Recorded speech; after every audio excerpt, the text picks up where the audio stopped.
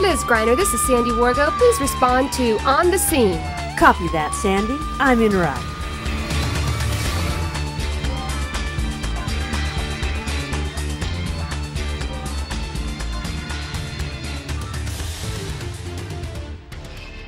Hi, my name is Chief Joe Crines of the Novato Police Department. I'm here with Chief Mark Revere from the Novato Fire Protection District. We are both very excited to have the opportunity to bring you this first show, and which will be the first of many.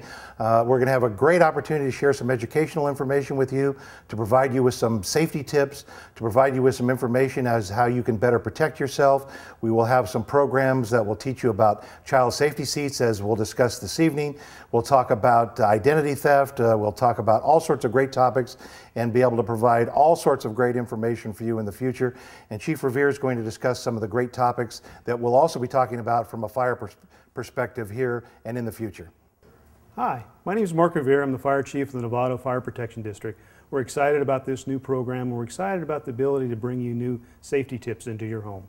We hope that you're going to tune in on a regular basis. We look forward to sharing information with you throughout the course of this program, and we look forward for you to have the opportunity to provide us with topics that you would also be interested in. So with that, stay tuned, sit back, relax, and enjoy the program. Thank you, Chief Crines and Chief Revere, for that great introduction. I'm Liz Griner with the Novato Police Department. And I'm Sandy Wargo with the Novato Fire District. And welcome to On the Scene.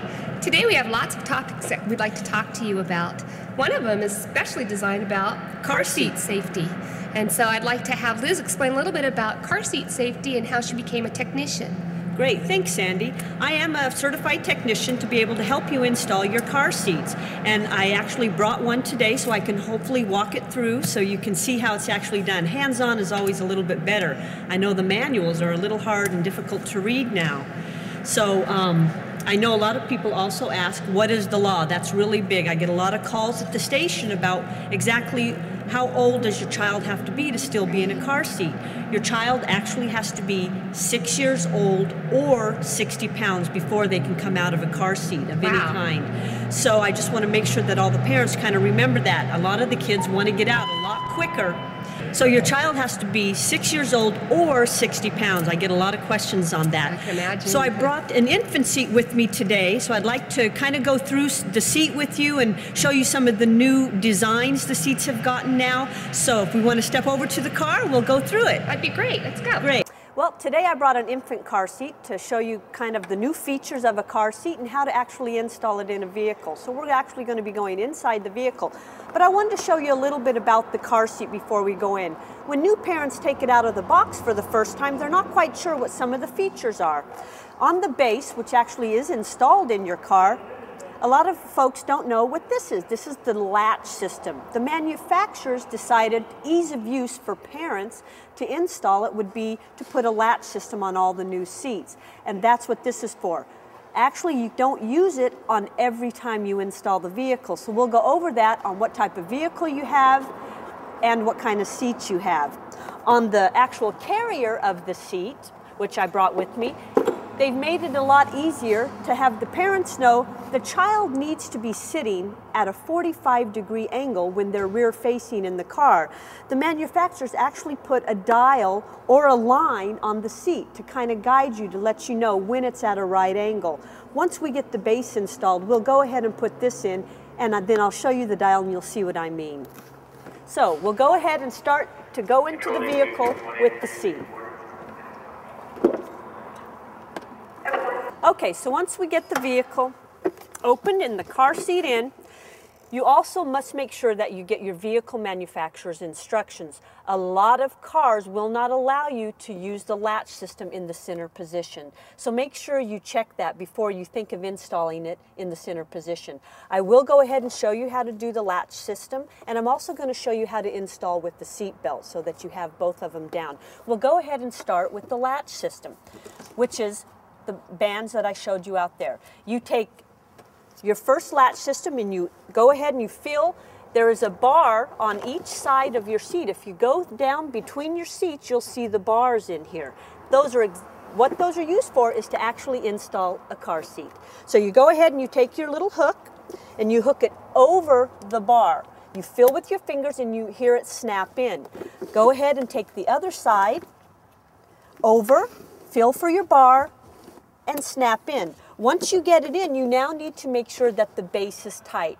The base cannot move more than 1 inch from side to side. So you take all your weight onto the base, you take your little tail that's left, and you pull. Kind of leverage yourself, and you pull, pull, pull till you get a really good fit in there. Then you take your hand at the base and you go from side to side, pulling. If the seat does not move more than 1 inch, then it's in properly. Then you go ahead and you take the carrier part and you place it on the base. Now, we're going to go ahead and show you how to do it using the seat belt, because if your vehicle does not allow you to use the latch system in the center, you absolutely want to make sure that you know how to properly install it using the seat belt. You can store your latch system right around the back of the base and just hook it in so it's out of the way. You take your lap shoulder belt, you feed it through the exact same position. We're going to go ahead and feed it through. Bring it out, and you latch it. Now, one thing about when you install with a seat belt, a lot of times you must use what is called a locking clip, and that is found on the back of the carrier. This device is actually a locking clip, and it will actually lock your seat belt in place for you. Once you get the seat in and you've pulled your seat belt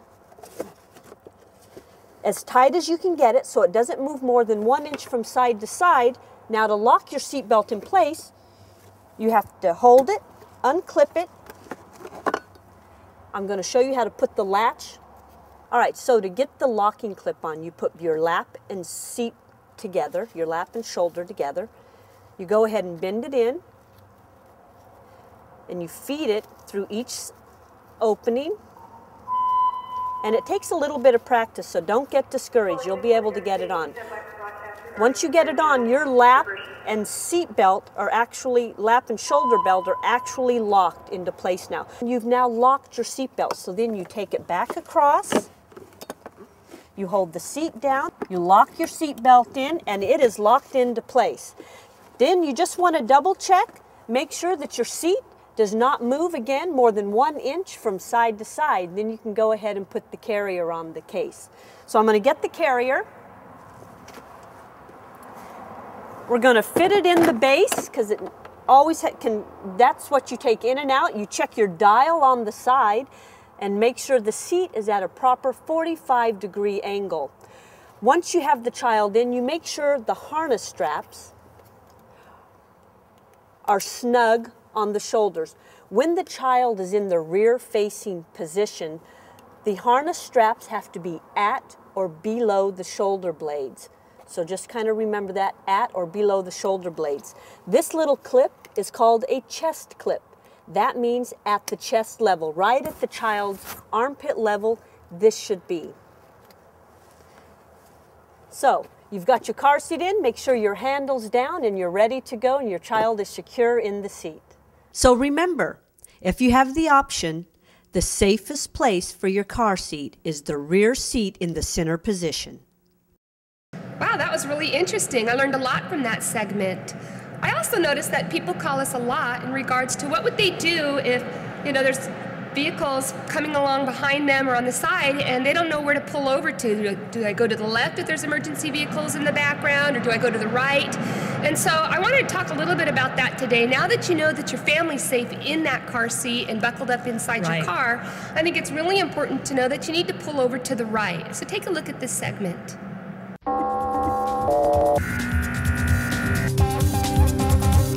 When you see emergency lights or you hear sirens, if it's safe, move to the right side of the road. Give emergency responders those precious moments to save someone's life or protect their property. Every second counts. Move over to the right. So make the right move.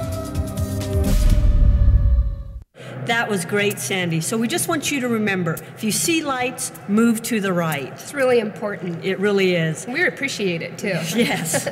We want you to be safe, and we want our officers and firefighters to also be safe when they're responding. So, Sandy, I heard you brought a fire extinguisher today. It'd be great to show everyone how to actually use a fire extinguisher. I get a lot of calls. People call us all the time about how do I use a fire extinguisher?